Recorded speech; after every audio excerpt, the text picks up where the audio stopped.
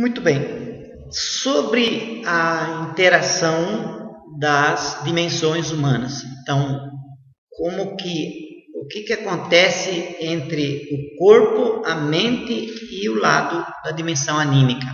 Okay? Como é que isso funciona? Também é importante saber isso para você entender o que é mais importante das três, tá certo? E aonde que você tem que olhar. Quando nós falamos sobre a equação da cura, você vai entender por que algumas doenças não são curadas, né? Justamente porque não se olha aonde que está a verdadeira origem do problema.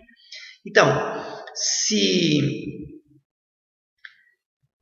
olharmos esse contexto, né?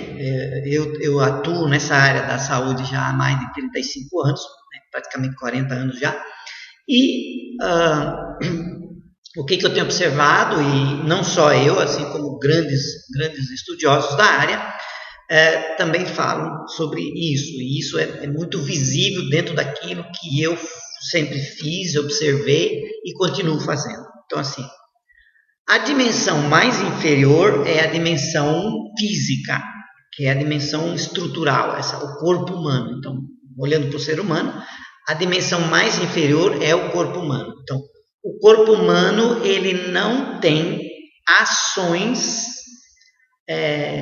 independentes, ele não age. O corpo humano, ele reage. Então, de acordo com o que eu tenho de nutriente, eu tenho mais fome ou menos fome, ou mais sede ou menos sede, ou mais cansaço ou menos cansaço, né?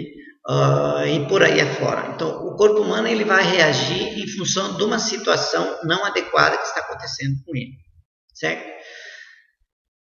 Depois nós temos a dimensão mental. A dimensão mental, é óbvio que ela age sobre a dimensão física, certo? Sobre o corpo. A mente domina sobre o corpo.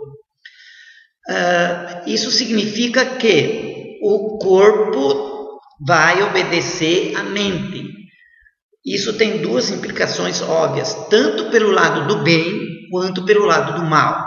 Então, se eu tenho uma crença errada, essa crença pode me levar a desenvolver uma doença.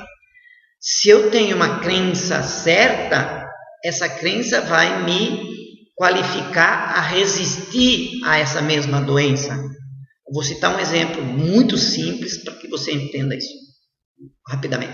Então, se a minha crença se eu estiver tomando banho quente num dia de inverno e sair para fora do banheiro mal agasalhado e tomar contato com um ambiente muito frio, se eu pegar uma friagem, eu vou pegar uma friagem e vou desenvolver um resfriado.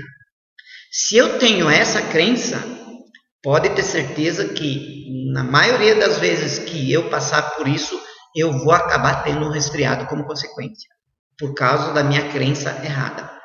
Se eu não tenho essa crença, ou se a minha crença for positiva, por exemplo, se eu não acredito nisso, eu acredito que o meu corpo não vai produzir um resfriado se eu passar por essa mesma experiência, que é o caso da minha crença, né? Então, toda vez que eu passar por essa situação, eu não vou desenvolver o resfriado, tá certo?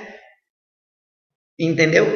Então, isso é uma maneira muito clássica de mostrar que a mente domina sobre o corpo. Isso significa que eu posso usar a mente para produzir um processo de normalização do corpo? A resposta é sim, óbvio.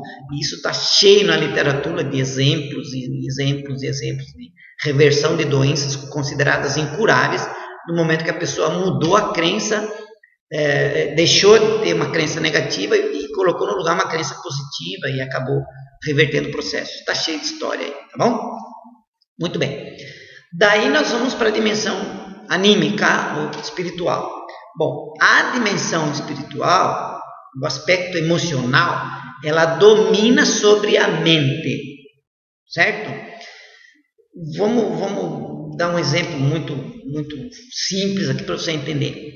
Se você está numa situação de pavor, né? Vamos usar um extremo, você não raciocina direito, você não pensa para agir, você não vai usar a tua razão para tomar uma atitude ou tomar uma decisão momentânea. Você não vai fazer isso quando você está numa situação de pavor.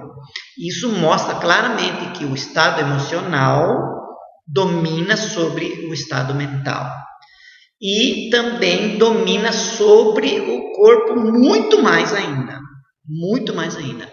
Então, se eu tenho uma emoção interna que ela está aí dentro do corpo, né? Toda hora eu estou sentindo que tem alguma coisa aqui dentro que não tá, eu tenho uma sensação, né, ruim. Essa sensação ruim com certeza vai me produzir um problema no corpo. Isso também a literatura está completamente lotada de exemplos, e uma correlação, inclusive, de um tipo de emoção negativa e que tipo de órgão que ela começa a afetar diretamente. Ok? Resumidamente é isso, para você entender. Tá? Então, o anímico domina sobre o mental e o mental domina sobre o corpo. Essa é a sequência lógica de força dessas três. Né? Poderíamos fazer isso em termos de círculo. Né? Então, o círculo central menor seria o corpo, o círculo mais externo intermediário é a mente e o círculo externo é o emocional ou o espiritual. Ok? Entendido? Muito bem. Até mais.